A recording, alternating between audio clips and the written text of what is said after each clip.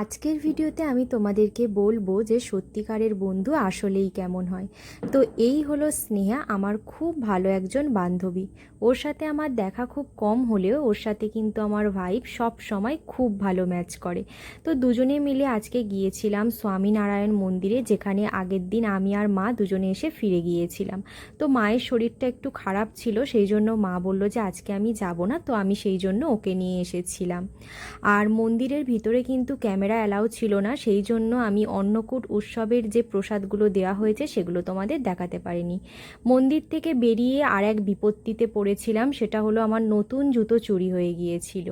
আর এই হলো প্রসাদ, আমাদের কুপন দেখিয়ে এই দুটো প্রসাদ দিয়েছিল। তো একটাতে শুকনো খাবার ছিল কিছু, আর একটাতে ছিল পোলাও আর আলুর দম। আর এই প্রসাদ নিয়ে আলাদা করে কি বলবো, ভগবানের প্রসাদ তো সবসময় ভীষণ টেস্টি হয় খেতে। খাওয়া দাওয়ার পর আমি এখানে একটু বসেছিলাম, আর স্নেহা গিয়েছিল আমার জন্য একটুখানি কোল্ড ড্রিঙ্কস আনতে।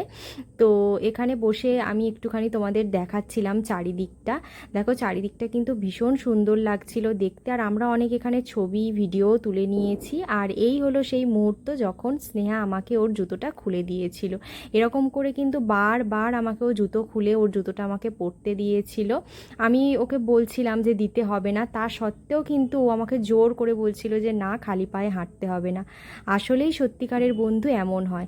তারপর দেখো আমাকে এখানে আইসক্রিমও খাইয়েছিল, আর বাড়িতে আসার পর তোমাদেরকে এটা দেখাচ্ছিলাম যে শুকনো খাবারের মধ্যে কি কি ছিল।